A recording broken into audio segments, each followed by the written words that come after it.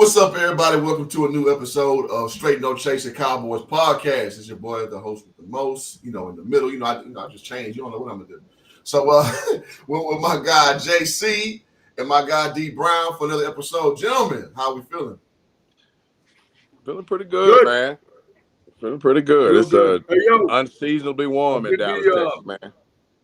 I did see the you, Carmelo boy. Hayes Making thing. me jealous over here because Right. I'm no longer able to participate. Yeah, I did the Carmelo Hayes thing on the braids, right? Yeah. And I can imagine what Las Vegas Raiders owner, because I sat down and I said, hey, make me look like Carmelo Hayes if you can, right? And he's a wrestler, by the way, love the guy. I can just imagine your man Mark Davis when he sits down in his barber chair. Can you make me look like a Chinaman? That damn Mo haircut, man. I can't get it out of my head, man. But hey, hilarious. Man, another great day in the DF Dub Straight No Chaser podcast, baby. Yes, sir. Indeed. D Brown, how you feeling?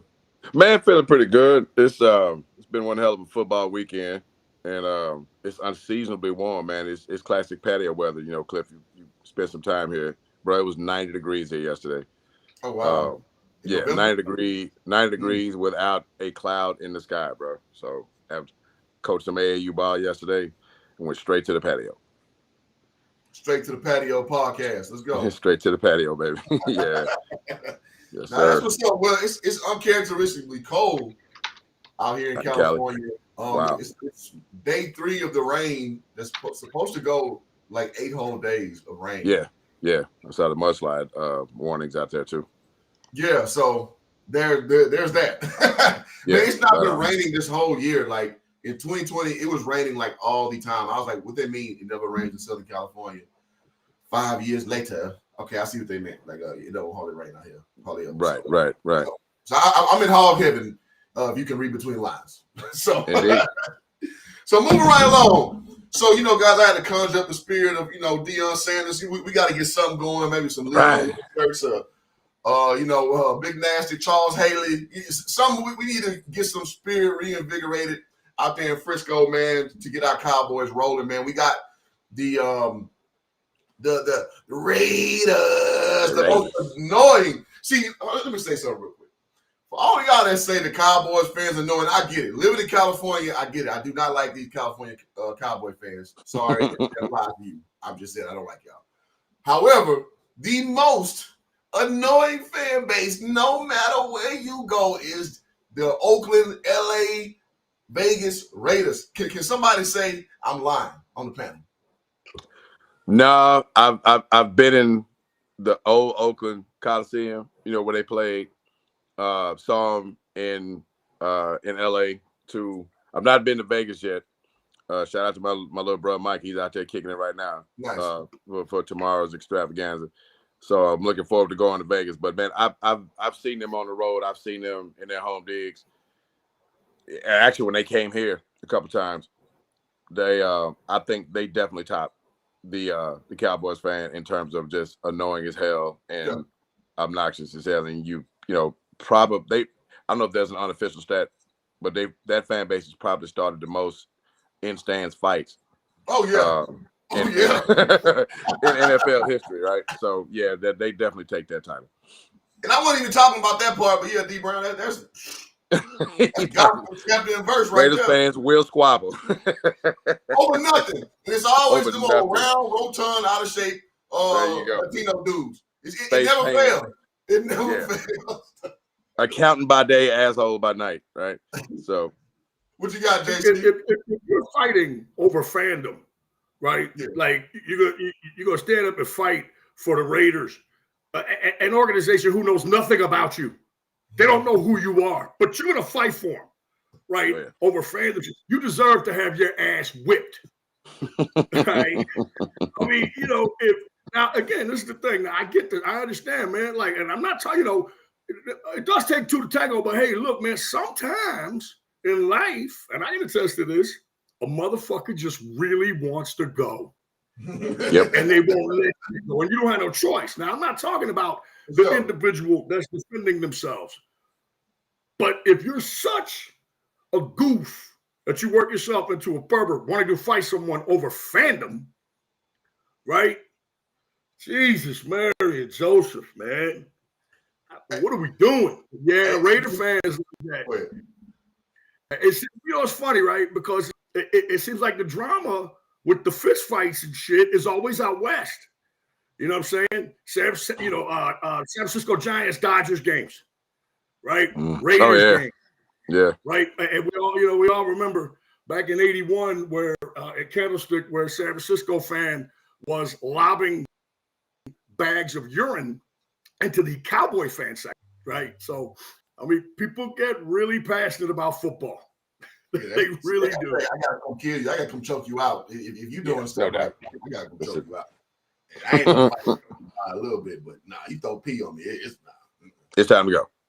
So that's actually a very apropos comment you made, JC, and I got my Astros hat on. I went to the Astros and Mets games 2 last year at Dodger Stadium with my Astros garb on because, I forgot how much they hate us, and I don't even care like that. I don't care about the Dodgers at all. I had my shit on, and I swear to God, every Edgar that is over the age of 40, they could not help themselves of trying to talk shit. And some of them, in good fun, but some of them, had a little too many Dos Equisas in them, was really talking that hot shit. And I had to talk it right back. I'm like, nah, who the fuck you talking to? And then they always get behind their homeboys and shit. Like it was like I was by myself. Bro, and so you it's something about the West Coast. Like they overfan. I guess maybe because they pay so high taxes, that's their release. Well, I say that, but it's something to that, JC. You nailed that West Coast fan thing. You nailed that, bro. I don't and who in their right mind would want to pop off the cliff? All right, he's like 6'11" and shit. Like, hey man, before you come pop that shit to me, you better get you a stepladder, playboy. Hey, I'm gonna hit you with whatever. I don't know why anybody would want to pop off the cliff. Seriously, I'm too old to be fish fight. I'm gonna hit you with whatever is in my hand. They get the hell away from me. But anyway, off to this big dude about his hat. Jesus, get a bottle across your head. But at any rate, so man, so the name of the show today is "What Happens in Vegas." So we got the Vegas. The Raiders. So this is going to be, a bounce back game after a disappointing loss against the Cardinals, a disappointing loss to our defensive line, Mr. Marshawn. And now, a good week to just get it all out the way. Great trade. We plugged up that middle with Quentin Williams. So now this is our time to show out our newly rolled out Dallas Cowboys and Hooker, who's playing what's my man? Linebacker. Logan Wilson. Yep. So we have, a few new toys to roll out after a week of preparation, which is perfectly planned. I mean, for all the Jerry Jones dislikers and dissenters, this is a pretty good transition now. It'd be better if we won that damn game. It would make a lot more sense. But we'll see if this is, a right now situation or a build for next year's situation. I think this game will be the final nail in the coffin for that theory. So, indeed. We brought up some of the guys. Let's talk a little bit about the actives and inactives for this week. This should be the rollout for one Overshown, right? I saw no inactives on the report. Said Cowboys, no inactives. None. Nada. Really? Even Solomon Thomas? Is Solomon Thomas active? All right. Yeah. All right. He might be, but I didn't help. See his name. Calvary's coming and they need it. We already know. So what about Diggs is still out. Sorry, Diggs has to sit because of the IR. Yeah, I saw no inactives, and I was like, maybe it's just one of those roster procedural things. Like He's been out. I don't know. I mean, I don't expect Diggs to play today. Tomorrow night. That's for sure. Yeah, because because they put him on IR. They are getting Ravel back, and is this Wilson, game 3 and of they the got 4? Williams coming. Yeah. So I think that's going to make a massive difference, man. I can't help but think that's going to make a big, big difference.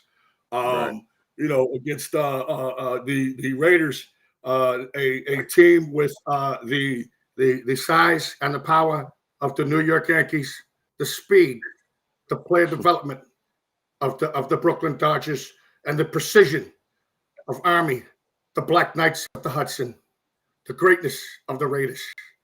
God, I love Al Davis, man. Really Al Davis. All the cats coming back, man, are going to help, man. I mean, I can't help but worry about, Overshown, but they say he's ready, and he says he's been ready. Okay, Ravel, we didn't know about him. Now, we're hearing, like, again, somebody's pops weighs in, which is cool, man. It's good that cats have relationships with their fathers. But he was like, he's been ready too. And, he's a real, if you've seen any of the East Carolina film on this kid, he's a very, very physical, long corner, right? Like, he's got a little hand in him too, man. He's a good tackler. He probably will be the best blitzing defensive back from what I've seen that the Cowboys have on their roster. Not that they do that a ton. They used to do it with Donovan Wilson a little bit. But, man, I'm super excited about it. Again, you kind of have that dream of Diggs, Ravel on the outside, and Bland in the slot. It's like, okay, man, here we go. Now, like we said, I don't see Diggs is not going to play. The crawl must have been wrong about no inactives.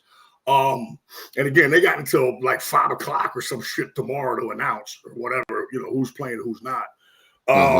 So I think, man, this is going to be. I think the defense should look markedly different.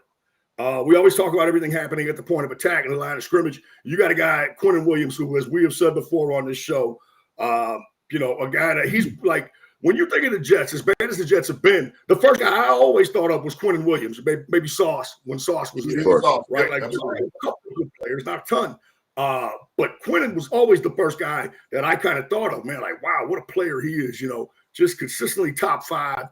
Defensive tackle, run and pass. So again, we're hearing a little bit of the rumblings about some 5-man sets, which would be, Clowney, Osa, Clark, Williams, and Ezeraku, who Clowney and Ezeraku were the only guys that played worth a crap a couple weeks ago against Arizona. So I'm super excited and looking forward to seeing what the new outfit looks like. Again, the Raiders have struggled mightily. All right, they traded away Jacoby Myers.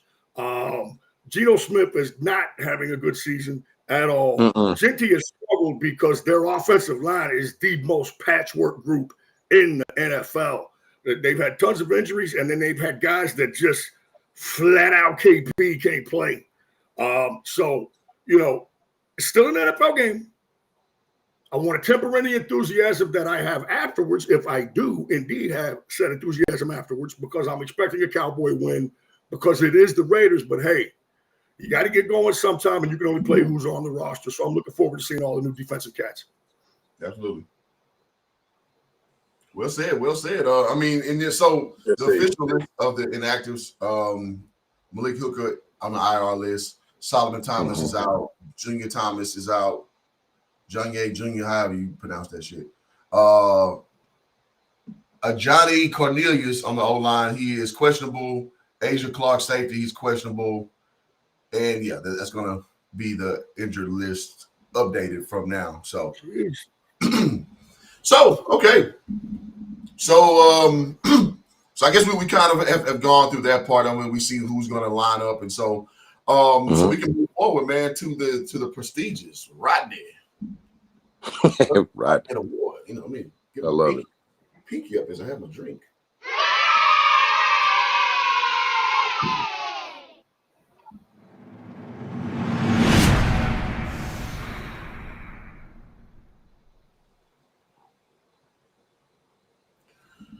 All right, so the Lucky Whitehead Award. So I mean, it's a bye week.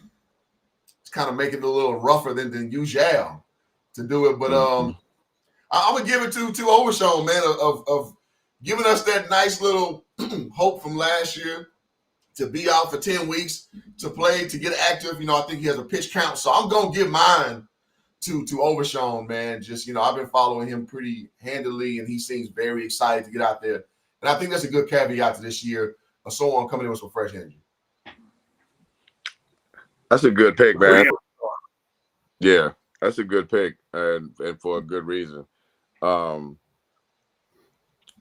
I think I'm gonna give it to management, man, for pulling the trigger on the Quentin Williams deal. Yeah. The more I've thought about that deal, the more I like it from the standpoint of not only will you see an immediate, I think you see an immediate improvement in the middle of the line because he's too good of a talent and what he'll allow a guy like Kenny Clark and maybe even Clowney and Ezraku to do because of the attention that he'll draw because he's such a disruptive cat. To get a guy like that when you sorely needed it, right? And this has been almost as big a recurring problem as the linebacker situation as far as Dallas in the middle of their defensive, middle of their defense period from D-line to linebacker to safety. So, yeah, I'm going to go ahead and give that one to I'm going to give the Rodney Lucky Whitehead Award this week to management as far as the bye week because of the moves that they made to get a talent like in this for now and to cement this. He's under contract, for the next couple of years as well. So we get to see this an immediate result and knowing that he'll be in the lineup for the next couple of years. So shout out to management on the Rodney Lucky Whitehead Award. Your pick. JC, what you got for us? I'll go with Overshown as well, man. I'm very excited to see what he does in pass coverage more than anything else. I mean, I think he's without a doubt their best pass coverage linebacker. But again, it's there's the things you think about with Overshown is that he could do so many different things. He could rush a little bit. He could play the run really well, man. Gets down the line really well on the run. I mean, he's an exciting football player, man, that makes all kinds of plays. Every year that he's been out since his rookie year, they've missed the guy because he shows up. Yeah. I'm very excited to see what he does and how he helps the pass coverage when he's out there. From the linebackers at second level, because I don't expect a ton of blitzing. So that's really what I'm going to be watching. Love it. Yep. Love it. Oh, and matter of fact, for my Houston folks, love it, man. Let me say it right. Shout out our viewers Between the Game Sports, my brother in real life at XL Pro. Appreciate y'all being a part of the show. What up, man? Okay. Oh, also, I'm gonna match Zen's file. So you guys stay tuned to the end of the show. We're gonna give out a $10 cash app if you can do the Dallas Cowboy trivia question, which it ain't super hard. And listen, you got this thing in your hand, a smartphone. I mean, shit. Free $10. Shit. I'm just saying. All right, so yeah, we got that coming up. So y'all stay tuned to win a little payola. All right, man. So let's move the chains on the field. Move those chains, to quote the late great Richard Walker, which is almost a year of his passing. One of our that dude, man. Big Rich. Founding members of this show. So I want to give Big Rich his props as we move the show forward. Move those chains. All right, so let's do it, man. So let's talk about a great book. I've got it, by the way. What'd you say? I said, Move the Chains. Great book. I've got it, by the way. R.I.P. Rich. It's been a year. In a couple of days, it will be exactly a year. And he's totally, it's still surreal to me. He's totally missed. Great man. 100%. Yeah, and it's and unfortunately, my birthday's tomorrow, and I'm going to be constantly reminded that I think the day after my birthday is when it happens. So that's going to be an unfortunate thing. It's going to always be in the back of my mind. So yeah, so one time for Richard Walker, man, founding member of Straight Up Chase for the big fella podcast. Yeah. So to kind of piggyback off what we just were talking about with the defense, the defense in total, in particular, the defensive line has a new feature that they want to show as a 5-man front to kind of utilize our kind of flux of defensive tackles, and to kind of basically stymie the run game. So gentlemen, I want to hear some of your insights about our new toy that we have, a Buzz Lightyear of the pile of toys, as it were, with Quentin Williams, and how those those packages may look going forward. Well, man, I think like you said, to piggyback off of what I'd referenced, with management bringing in Quentin Williams, man, when you bring in a talent that is irrefutably one of the top guys at his position in the entire league, and added to a unit that sort of needed it with this Cowboys front. I'm not only interested to see what he does individually, but how he impacts, performances of guys like, Odigizua, guys like Kenny Clark, and most specifically Odigizua, because this is a guy, again, who the Cowboys paid a ton of money in the offseason as their big free agents play, and retaining him and paying him a lot of money. So the expectation there is for him to perform. And, I think we can all be honest here and say that he has not played to his contract to this part of the season. He's been one of the bigger disappointments as far as this defensive line side goes. He's had splashes there, but not the consistency in terms of being disruptive that you would want to see from a guy you paid that kind of money. But under no circumstance would Oso Odighizuwa, and I think JC will readily agree with me on this, would he ever be confused or be considered on the tier of a Quentin Williams, right? A guy like him can only be, because I remember my man JC, I think he very immediately and very aptly rated him that he's probably, 12th, 14th, I think it was, as you said, Joey, in terms of, because I know you had a little bit of consternation with the number that they gave him, but when you bring in a guy like that, I think what I'm hopeful to see is that he brings them up, right? In terms of, because of the attention that he'll draw, on top of his ability to make disruptive plays. And, I think from what we saw, from the older gent and Jadeveon Clowney, again, this is a guy I think that can benefit huge from a Quentin Williams, because, Jadeveon Clowney in these last couple games, particularly when he's got more snaps, has shown that he's still got some disruptive dog in him. He's been in the league a long time now. He's gotten his sea legs back, and he was one of the very, very, very few bright spots in terms of productivity in that Cardinals, debacle. I couldn't believe how he was getting off the ball and just winning at the line of scrimmage. What Cowboys had 5 sacks in that game. And he had a lot to do. If he didn't get there directly, he had a lot to do with other guys eating. So, again, bringing this guy Williams in, I think I'm hopeful that it brings these other guys up. Yeah. Because of the attention that he'll draw. And lastly, the fact that they're gonna, or they, we've heard the buzz about the 5 up front. With what we've lacked in the linebacking core, right?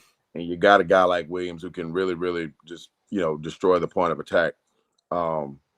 Hopefully those extra bodies, particularly on the edges, can crash down now, because they've got to pay so much attention to Williams and what he does winning matchups in the middle.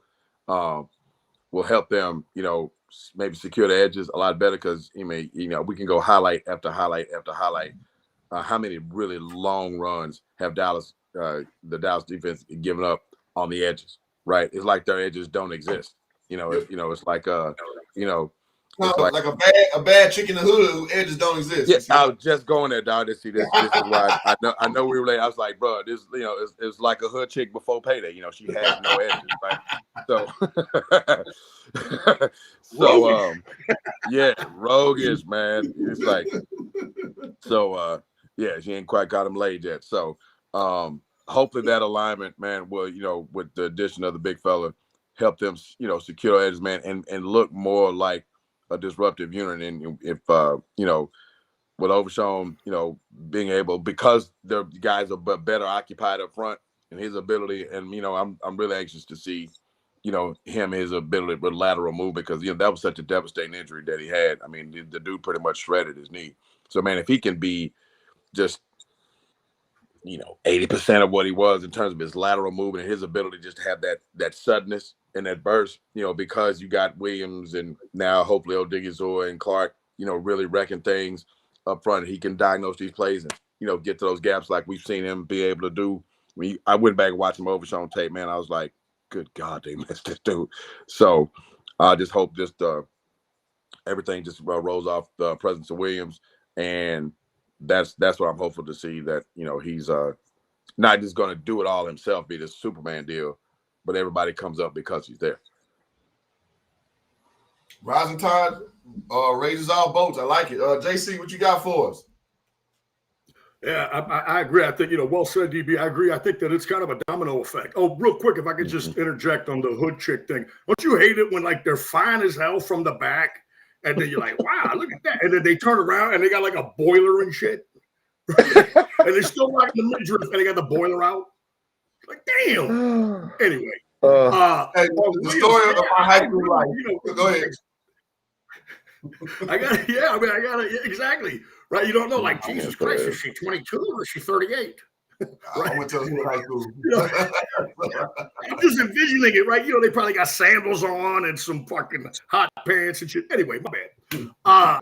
With Williams, I really do think it's a domino effect. I really believe that, that he literally, like, you could add a little bit just by his presence to each guy down the line. Correct. Like, you feel like you'll make everybody better, just with his presence out there, man. I mean, just the simple physics of the situation. Hey, man, we're adding another big cat, a legit top 5'3" big cat, and we're adding, a fast guy, and a smart guy in Wilson. Right. The shit's got to get better. It literally has to. And I think that Williams is the key. It's, I mean, we talk about line play here a ton, and it's funny how, normal fans and stuff watch the ball, and it all starts up front. Things are totally different either way when you're getting push or when you're getting, on the offensive line. Correct. And when you're getting pressure, we've talked about this. Cowboys, massive investment in line, and I love it. I think that, besides the missed time that Booker had, he's been fantastic. I'm hearing some things in terms of just the way he's grading out, and it's not necessarily PFF. There's other grading services out there. Correct. He's looking like a top 5 guard in the league. As a rookie. Yeah, we all felt good about the draft pick. Again, it's all about up front, and they had to do it.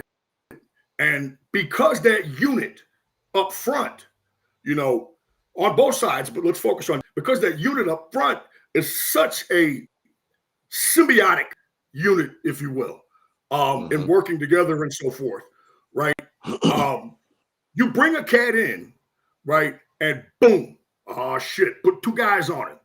Man, I cannot tell you how many times, right? I mind that I used to hoop with, man. He had a cup of coffee in the NBA. So when we would go play, he was hands down the best player on the court. And I used to love it because I got less attention. You know what I'm saying? I'm standing under the goal, waiting for dimes, right? That's the kind of palpable effect on that unit.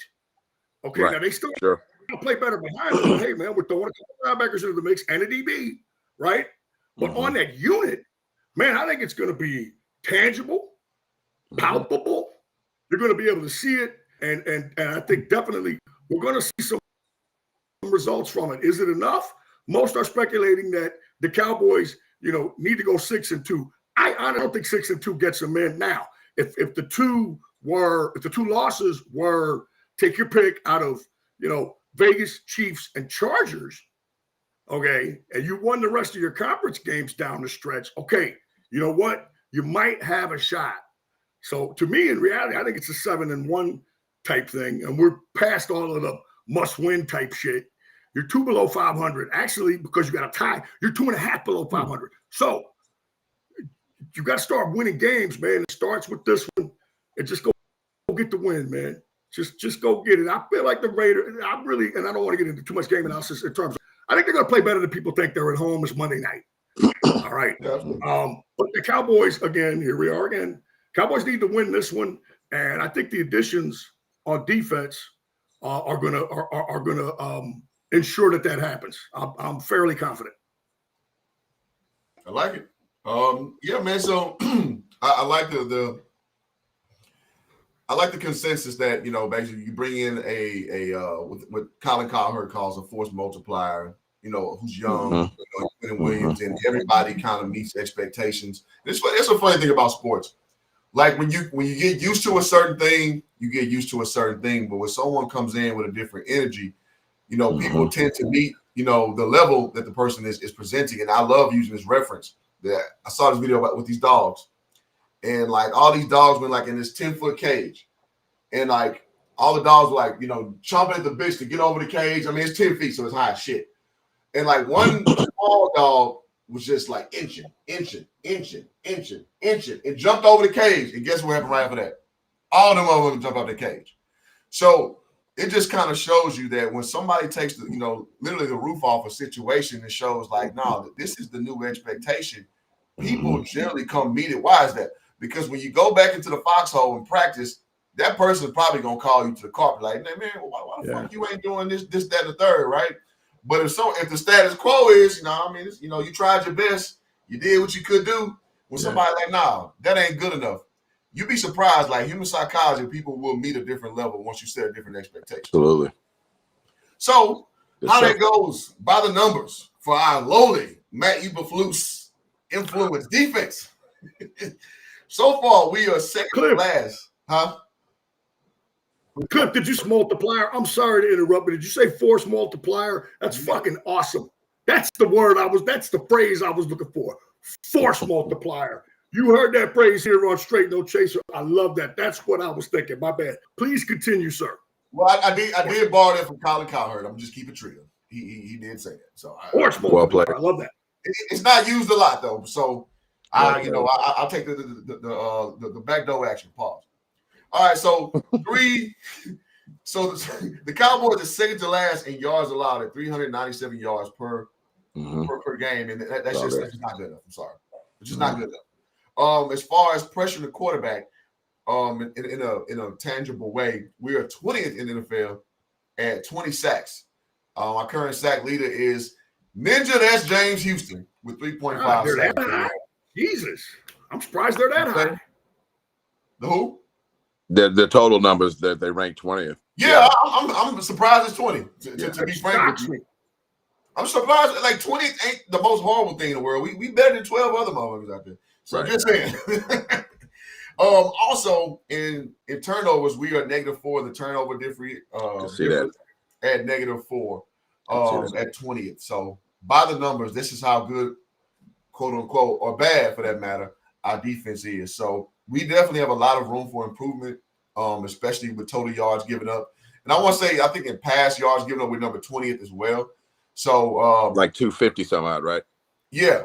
It's like 254 is the yards we give up per game. Yeah, I saw that.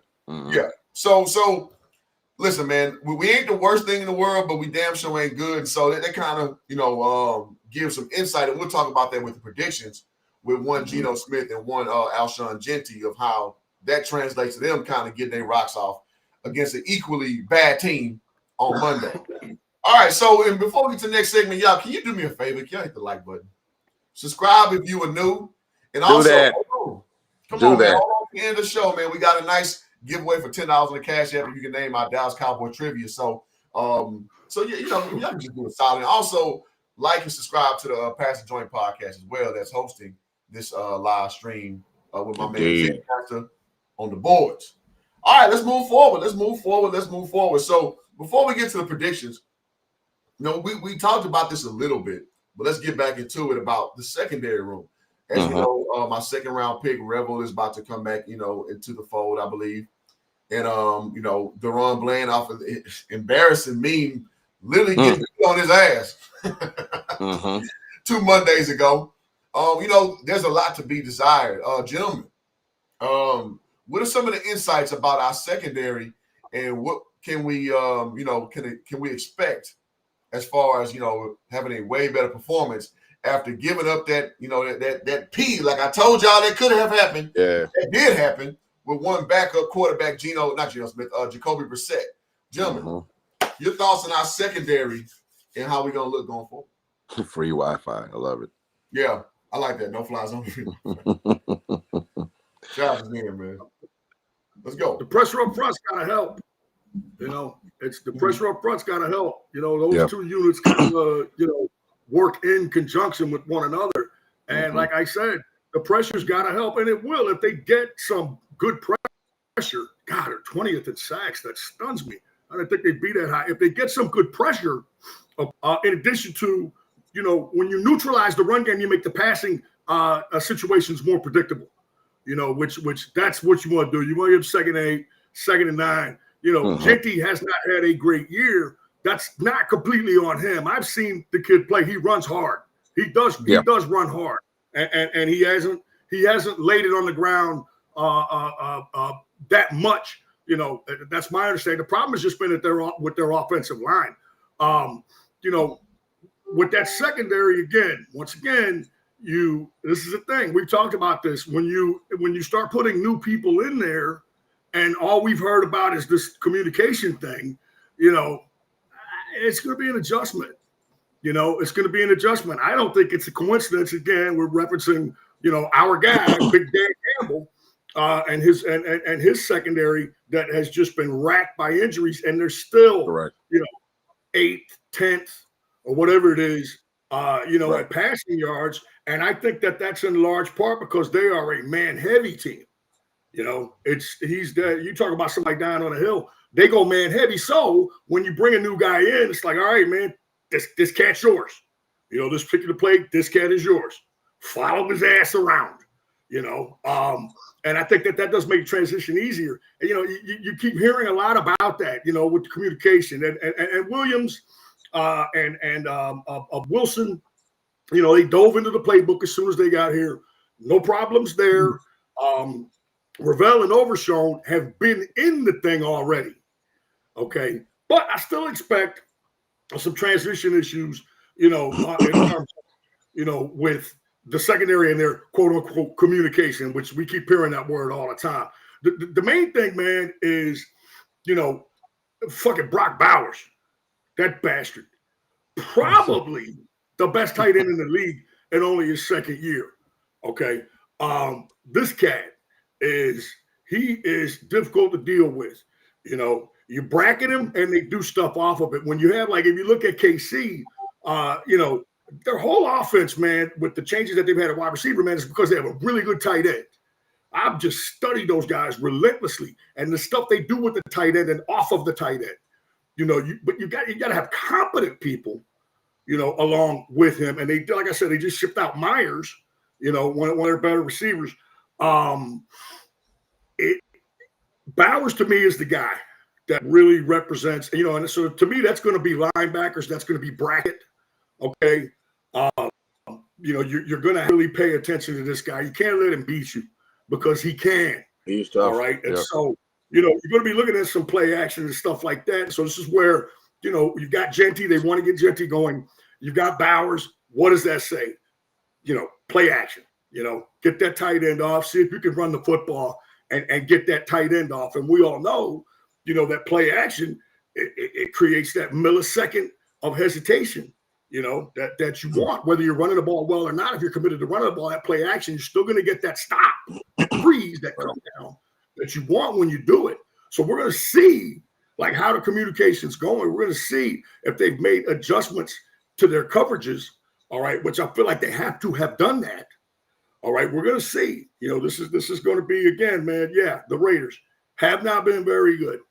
I cannot say it enough. Still an NFL football team. They still got guys. They still got Crosby, okay, on that defense. All right, so it's going to be a test in that every week is a test in the NFL. But I think stylistically, man, you're going to be able to really see, just how quickly the changes will help. This defense with this game tomorrow night. I think you're going to see a lot of play action. You're going to see a lot of putting it in Jenny's belly. You're going to see a lot of, seam passes, 22 wide banana.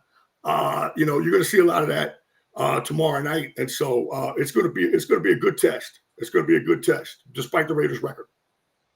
Let me say this before you go, D. Brown. Sure. I think that's apropos, man, because if we've been handling business and shout out to Lewis, I'm about to butcher your name, bro. Vacriano. He says you guys should beat the Raiders, no problem. Now, conventional logic, that's absolutely correct. We should beat the hell out this weak ass team. Problem is, I don't know if we're good. I don't know if we're a weak ass team too. It's just so many disappointing games we didn't drop. I can name them. Now, even though Chicago is playing pretty good football, in retrospect, losing it, but to me, that's a game we should win. Losing, obviously, 2 weeks ago against the Cardinals, That's the game you should win. Carolina. Losing to the Panthers? Yeah. I get it. The Panthers are winning games. That's a game you should win if you're a good football team, right? So it's almost like, what are we really? You know what I mean? So, so I think JC kind of nailed it. Like, yeah, this is a game we should win. This is a game. This is a good game to win. But if we look at things, how we looked week 4, when we had a, kind of a full head of steam with a good loss against the Eagles. And, we were, competing, defensively, obviously not. But just overall, we had a lot of, high trending trajectory. And now we're kind of in reality mode. We're like, yeah, we hope we get a good game out the Raiders. When it should be BTA, if you've been following this channel for any time, we should be beating their ass. But it's funny how, like, time will humble you. So I want to say that as we keep it forward. Mm-hmm. I mean, you can't expect them to win any game. Shit. They don't even know who's going to win inter-squad scrimmages there with the Cowboys. You don't know what to expect out of this crew. Yeah, I like both of the points you guys bring up. As far as the secondary piece goes, my whole contention with Dallas' secondary, to tie into the point you just made, Cliff, about we're a weak ass team too. Well, part of what has projected the weakness has been that secondary, right? From just bad play, from the guys who you were expecting things from. Diggs. Let's start with Diggs. Diggs, Deron. Let's start with your 2 All-Pros. Diggs, obviously Deron Bland last week. I mean, and I expect Bland to bounce back because he's been pretty solid. In the time that he's been in there, but he did get roasted by young Marvin Harrison Jr. So I expect him to bounce back. But I think that's been a very weak spot. Obviously, the linebacking crew, and we've seen the horrific film, on that crew. So I think part of, to your question, Cliff, in terms of, are we a weak ass team? Well, if you've got glaring weaknesses like they've had, and they've been exposed as consistently as they've been exposed, then you have to, in my mind, you got to conclude that, yeah, there's some weaknesses, there. And I think overall, as a defensive unit, with the lack of consistent pressure, the surprising sack numbers, but the lack of consistency in the pressure and the timeliness of that pressure as well. Seemed like when it was time for that unit to make a big play and get pressure on the quarterback, that's been lacking far more than you like, right? When they need to come up with a play.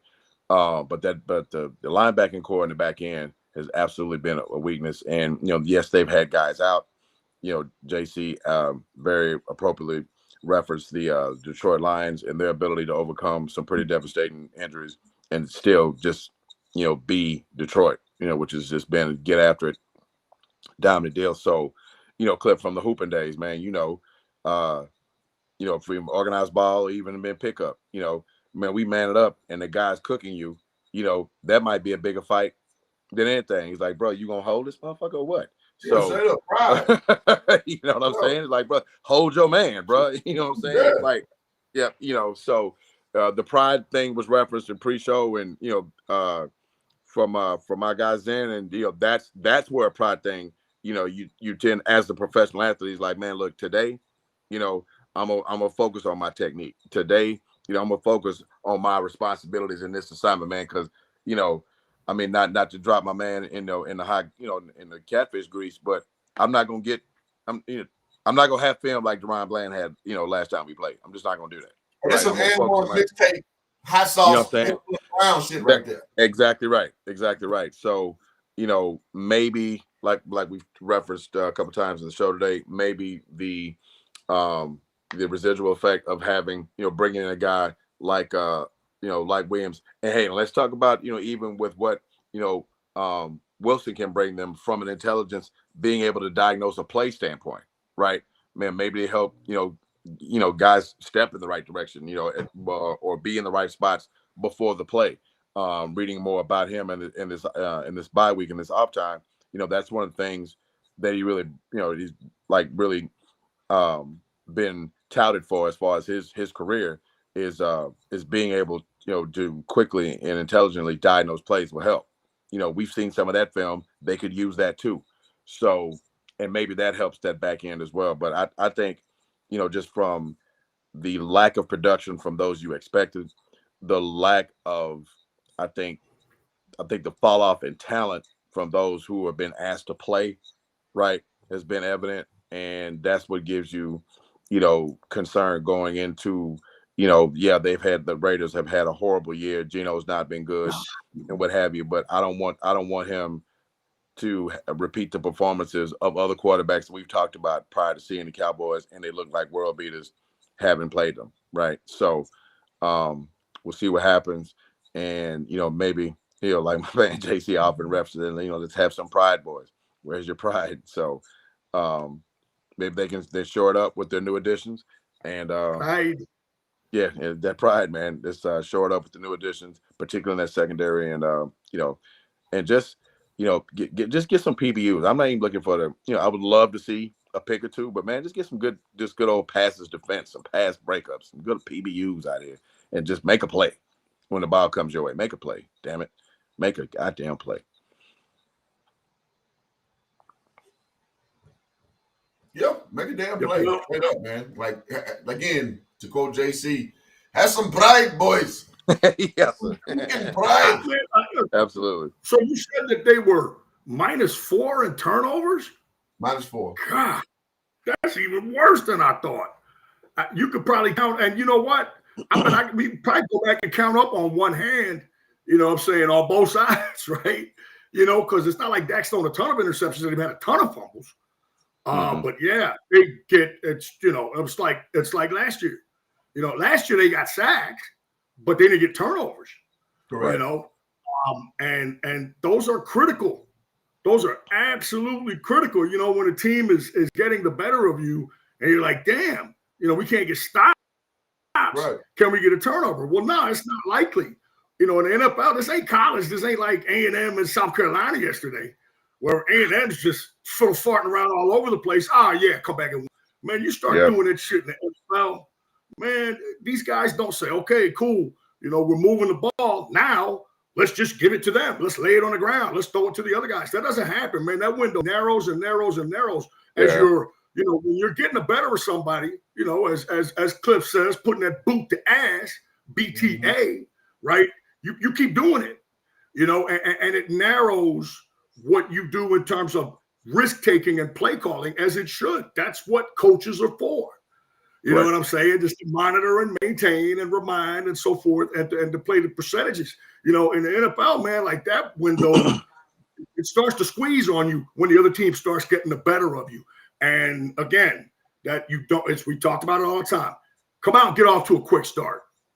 That I think is the key. Yep. Come out to a quick start and listen, man, Justin's right, man. Our quarterback is our defense, man. Like, he has to control the time of the game so we can have less gaps on that side of the field, or it's going to be a shootout every time. And listen, last few weeks, Dak has shown he's not a shootout guy as it stands right now, and that's the crazy thing about sports, man. There's so many things that go on behind the scenes mentally, subconsciously, from an inner team perspective. And I'll give you an example. Week 2, the Miami Dolphins, or the tuna the tuna fishes at this point, they had a all players meeting week 2, and I was gonna make a video, but my editor, we couldn't get the audio right. I was like, sell your Dolphin stock right now. If they having an all teams meeting week 2, they're done. Trust me, that was before Tyreek Hill got injured. But something's wrong with Coach McDaniel. I'm sure he'll be gone this year. Something is way wrong with that team. That's some shit you do mid-season, late season, when or like you getting your ass whooped all season. It's like, all right, let's try to just finish respectively. Because that's happened to me in my own college career. If that's happening week 2, that's some carryover from last year. And y'all finish. So I know that's more of an extreme situation, but I'm just kind of saying, like, some of the things that kind of fly on the radar does affect, the overall product that you see on the field. So with that being said, hopefully Dak has bounced back, because 80% of the year he's looked like a MVP candidate. Not so much as of late, against Denver, not so much. Against the Cardinals, not so much. But listen, you got a bye week. You got you a new toy again in that middle with one Williams. And so we're going to see what it looks like going forward, man, because this has to be something that you can easily, well, not easily fix, but it's fixable, with the right situation. The proverbial reset button, sir. There you go. The proverbial reset button. God damn it, to land the plane on my filibustering to the point I was trying to make. But yeah, man, so I am looking forward to all those things culminating, with our D-line, with our secondary, probably getting a boost from a guy who's a guy, only 27 years old coming in. So I'm hoping that he some new spirit into, our defensive unit. Because listen, let me say this last thing. Because, conventional thinking says it's time to get Matt Eberflus TF out of there. But some people saying, okay, we've had 3 coordinators in 3 years. Is that the way to go to keep the line shuffling? We'll see. We'll see. Now, if you ask me, I'm like, hey, man, get him out of here, bro. Like, as bad as, that looks to have 3 different coordinators in 3 years, nobody has looked as bad as he has. Am I tripping? Am I lying? No. And referenced even in our chat, I was really, it's the way to go if he's demonstrated that he's never really been that guy, right?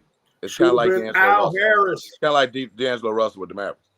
You know what I'm saying? It's like, why the hell would you go spend that money when he was never really like a piece? I mean, he was just a guy, right? He never had that one element that you could hang his out like, boy, if he brings that to the team, it's gonna help translate into winning games. If you go back to Matt Eberflus's history as a defensive coordinator, he's never really had that signature season or units with a signature performance. You're like, damn, man, you think about guys like Wade Phillips. Like, if you hired Wade Phillips to run your defense, you knew damn well that defense was going to improve dramatically, right? Just there's certain guys and certain coaches, when you bring them to coordinate a unit, be offensively or defensively, they have track records, the good ones, where that things are going to change and things are going to improve if they were brought in to, help improve what was a bad situation on that side of the ball. And Eberflus doesn't have that history, so that was a questionable hire from beginning. So to your point, Cliff, yeah, get him TF out of here, because what the hell was he really bringing, from a pedigree in the first place? And this unit, looks discombobulated, this communication thing, whatever is contributing to that lack of communication. I don't know what they love hiring former head coaches. Yeah, right. They love hiring former head coaches.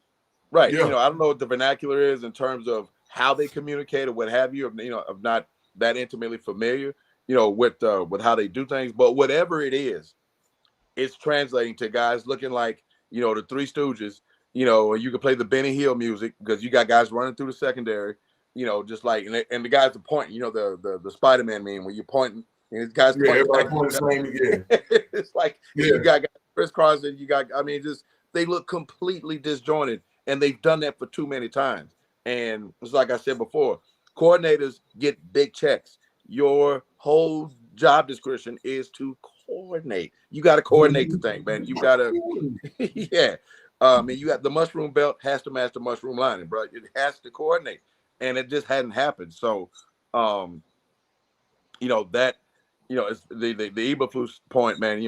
Got me kind of wound up because it's like that's one of those things that has to be fixed in the offseason, and we'll see how things move forward from this game Monday to the remainder of the season. But even if it improves a little bit, yeah, let's do something different there. And the last thing is, because you referenced the Dak bouncing back thing, I just very quick add. I would say, can Dak / offensive line bounce back? Because I think the offensive line performance has dipped.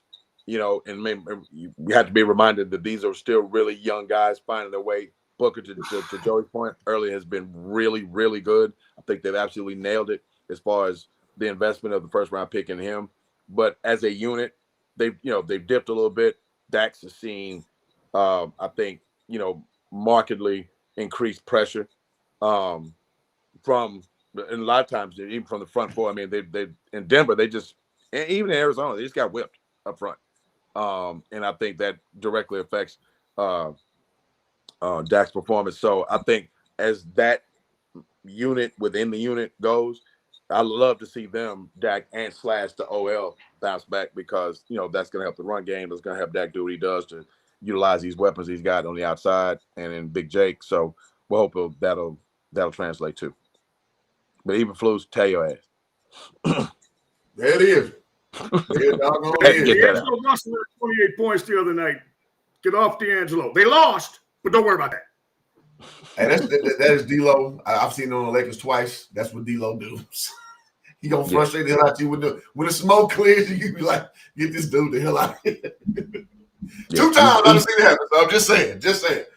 All right. So it's that time to win a little money. If you've been hanging around, let's go ahead and drop that trivia question, please, Zen Master.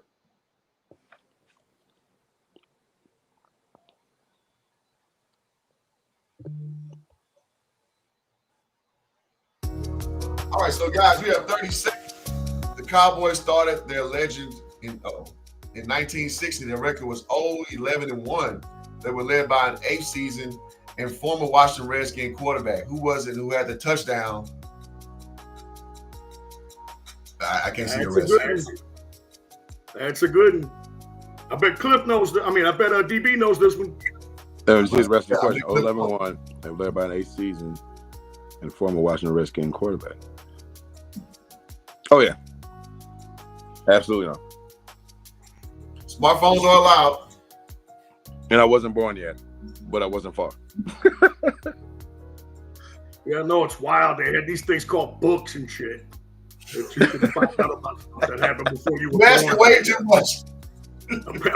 Apparently these so-called books have been banned in several states with this new generation.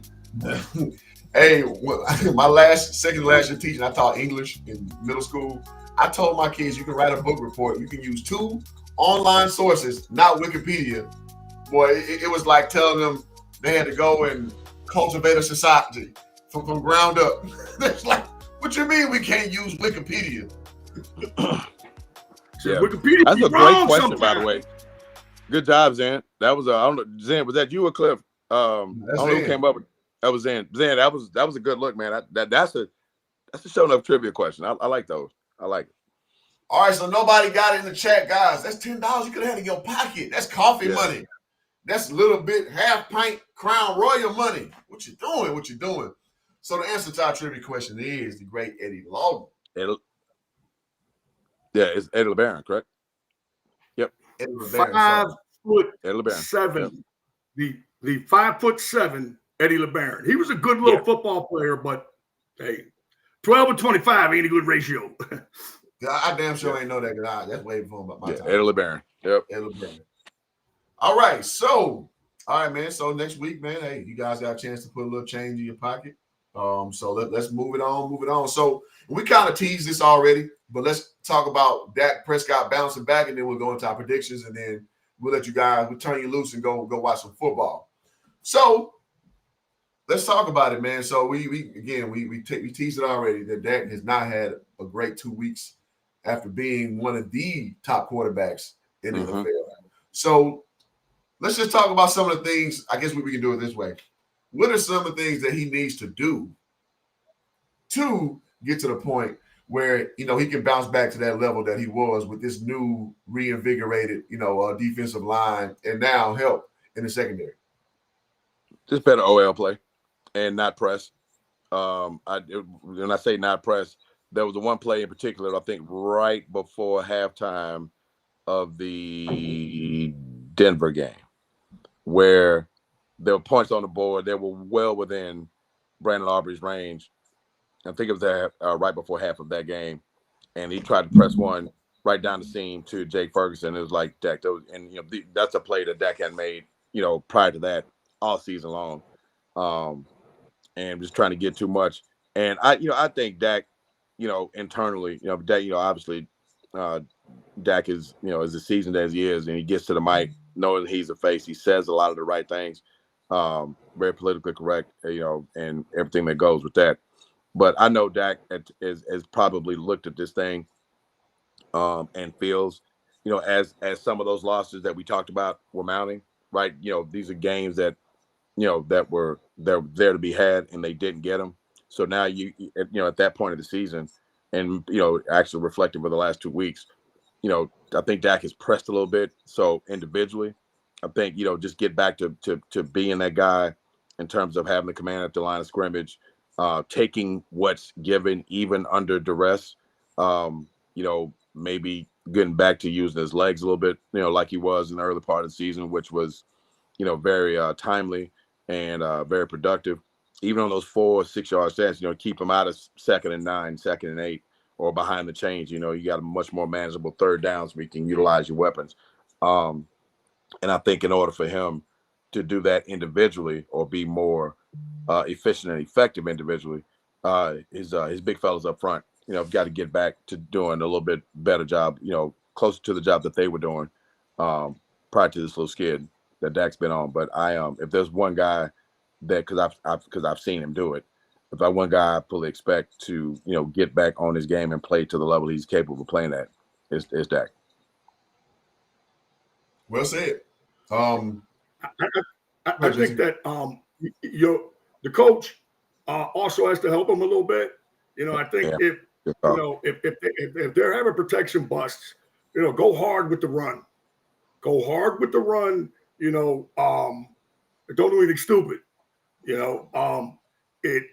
The thing is that you would like to believe that if your defense is upgraded, okay, if your defense is upgraded, man, then hey, you don't have to do much wild ass stuff. You know what I'm saying? Put the onus on them to have to score. You got to put the foot in football, kick field goals, fine. I think it's all about, it's just exactly what DB said. That is the first thing that, you're thinking of. O-line. How are they going to do?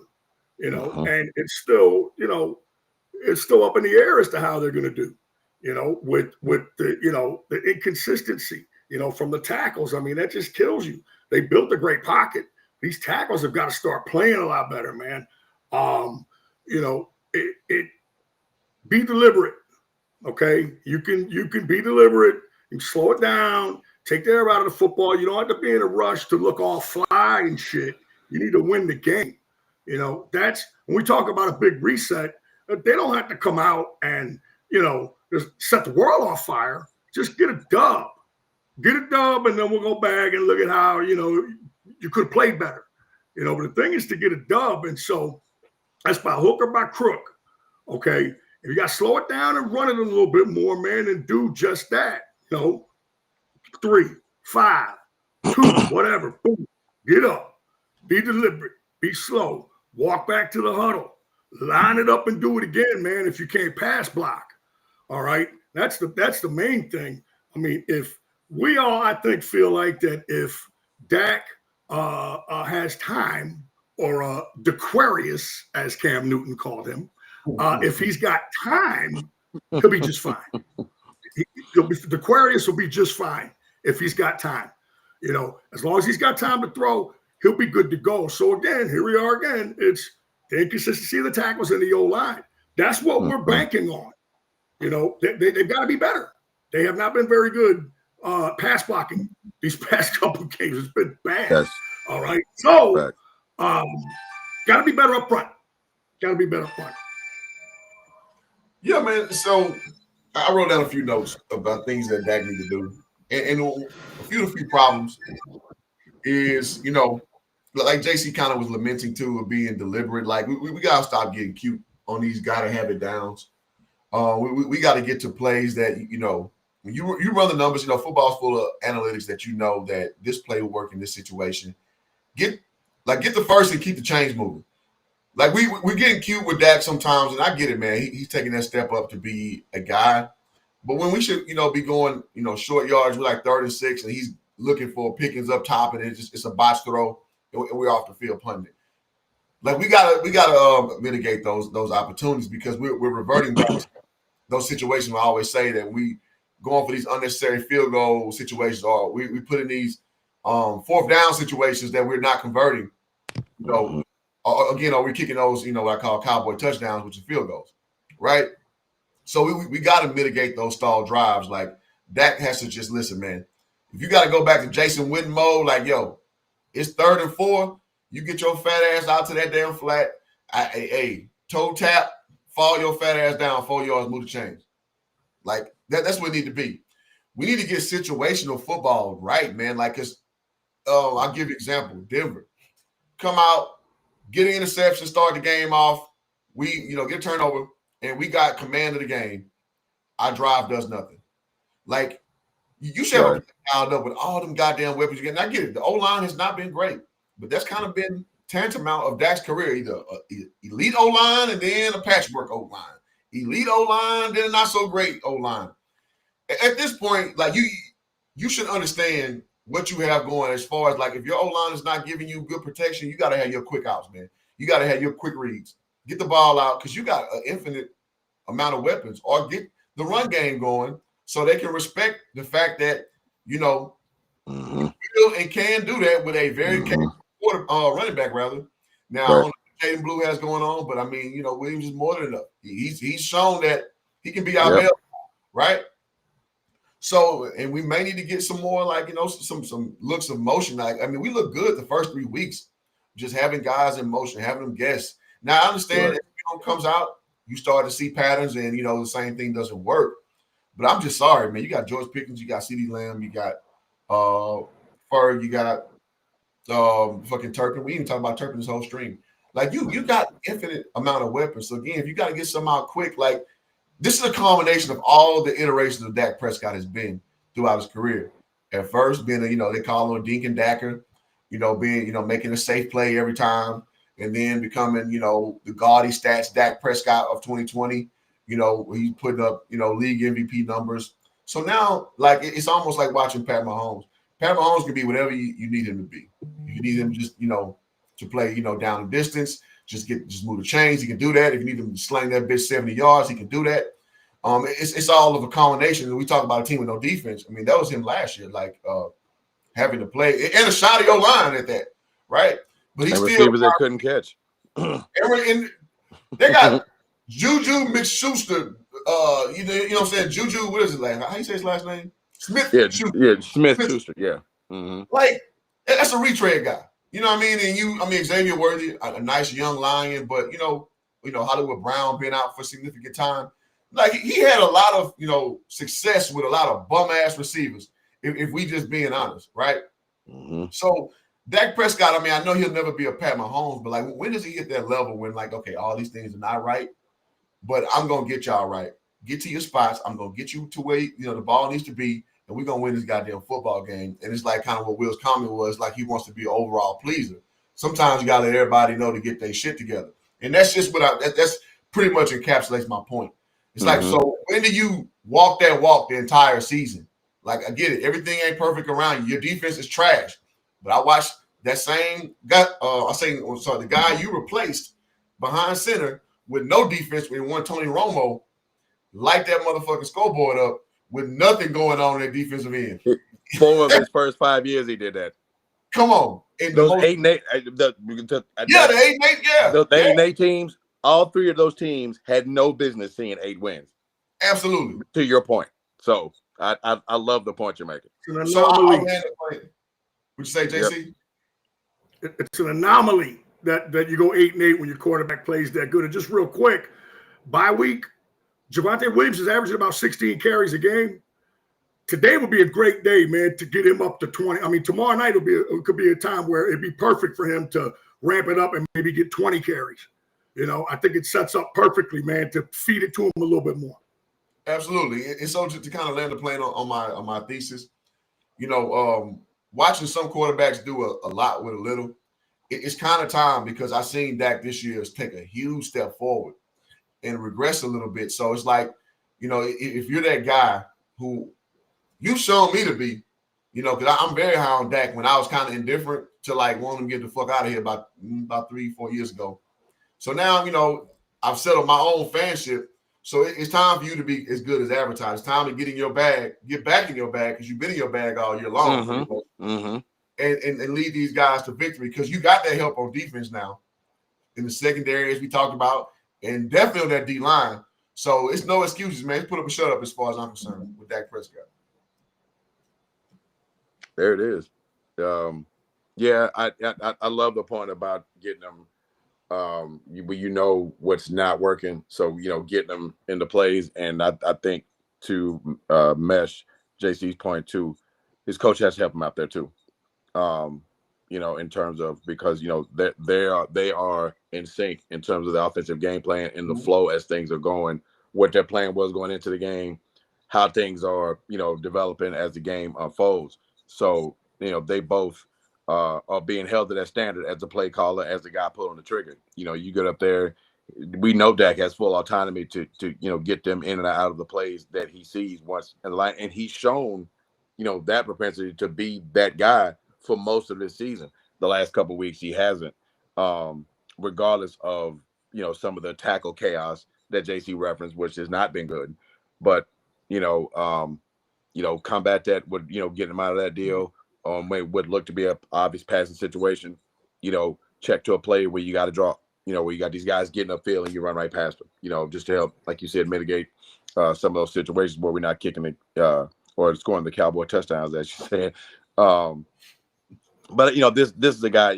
We've seen Dak over the years have short stretches like this, and then you kind of scratch it like, damn, Dak, tighten up, and then he goes off for the next 4 or 5 games. It's like a fucking world beater, like within the season. That's happened multiple times. So I fully expect that to happen now because he's at the point in his career where he's pretty much seen it all, right? Absolutely. He's kind of getting at that point where Romo was before the last injury that took him out. There was nothing you could show number 9 that would fool him, and he had gotten to the point where he was just, okay, whatever you come with, I'm gonna kill it, whether it be a blitz, be in its type of twist or stunts or whatever you were throwing at him.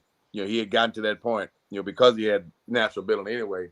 I think Dak is starting to arrive at that point. And hopefully, to JC's final point, tomorrow night would be a great night to get back to that. Right. And help him, give Javonte Williams a few more carries. As effective as he's been, that's quarterback's best friend. Right. Get back to some of that stuff. Utilize that play action. So, because play action, Dak, when it's going, is as good as there is in the league. Absolutely. Right? So let's get back to some of that to both you guys' point. And tomorrow night would be as good a time as any to get to it. Who there it is? The tag team was said in the early 90s. Indeed. Yes, sir. Who there it is. Yeah. All right, so as we land the plane on this show, man, thank y'all. Let me say that first for tuning in. Thank y'all for keeping the comment section active. Like and subscribe if you are new. And, even if you're not new, the like button is mandatory. Come on, man, that's law. And y'all also hit the notification bell on both channels so you guys can get notified every time we go live with Straight No Chaser. All right, so the last point of the show, predictions. Gentlemen, what do we think our final score is looking like? There we go. We got Zen with the graphics popping off. So Zen did a simulation, and I'm sad to report, out of 3 games simulated, the Cowboys lost 2 of them. So, but as they say in Dumb and Dumber, so you saying there's a chance? Yes, indeed. Yes. All right, indeed. so Good shit. Yeah. So I love that movie, by the way. So yes, that's why I became aware of what Aspen was, man. Off that. Oh yeah. Focus of that movie. Yeah. All right, so let's get to it, man, gentlemen. Your predictions for tomorrow night's game against the Vegas Raiders. I think Dallas gets back to it. I keep it real short. I think Dallas gets back to it. And not necessarily, just out of, the disappointing last couple of weeks. If there was a game you want to get yourself right, as it were, this is it. If you don't, then, it's just a deeper hole than you've dug for yourself already. I don't expect, I fully don't expect a playoff run to evolve from this, but I expect them to get this one. For all the Cowboys struggles, the Raiders have been worse. And you bring in a guy that can help take advantage of that. So with that, I will go on the road. Dallas is a 3.5-point favorite. I think they certainly cover that, and I will go. Dallas get their act together and gets out of there with a 27-17 win.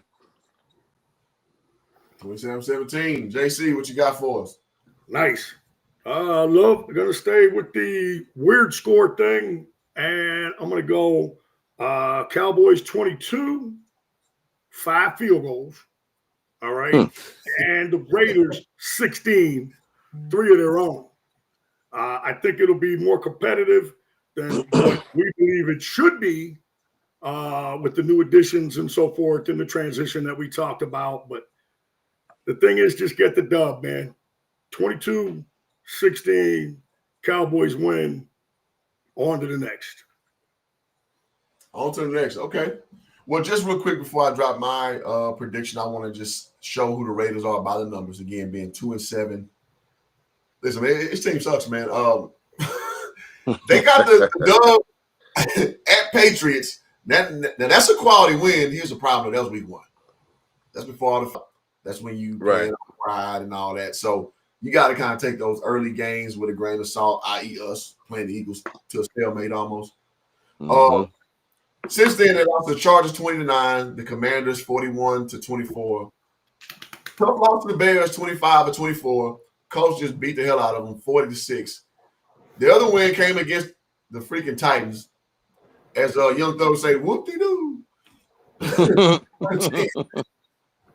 Then after that, the Chiefs beat the dog shit out of them 31-0. Tough loss to the Jaguars 30-29. And last week, a tough loss to the Broncos 10-7. So what that tells me is high-powered offenses, you're going to beat the snot out of this team. Defense is very capable, but if you have a very, if you have a competent to good quarterback, you're going to beat the dog shit out of this team. So this ties back into the Dak Prescott situation that we talked about. Now, if you asked me this prediction 3 weeks ago, it'd be BTA status on this. But since we are kind of reeling just like they are reeling, I'm going to go more modest. I'm going to go 17-13 good guys. The Raiders have played close games all year. Yeah, well, they hung with Chicago, hung with Denver. Yeah, they've been in a lot of. It's kind of like Arizona. They've been in a lot of close games. Yeah, they have. But again, against teams that don't deserve to be on the field with them, they've been putting belt to ass on the Raiders. So that's the conundrum. So we'll see what we are. Are we a hang-around team with them? Or are we a BTA team with a week of adjustment and a few additions? So that's going to be the real storyline, if you ask me. Indeed. All right, so fellas, good show, man. Shout out to everybody in the chat. Again, hit the like button on the way out. Subscribe if you are new. I think we covered everything. So Cowboys, I think it's the consensus that we should get the dub. In the day before my birthday. Yes, sir. Yes, sir. Great show. Boys, and we'll see y'all on the next one. Happy birthday, Clip. Appreciate it. Happy birthday, Clip. Go Cowboys. See y'all on the next one. Go Cowboys. America's team. America's team.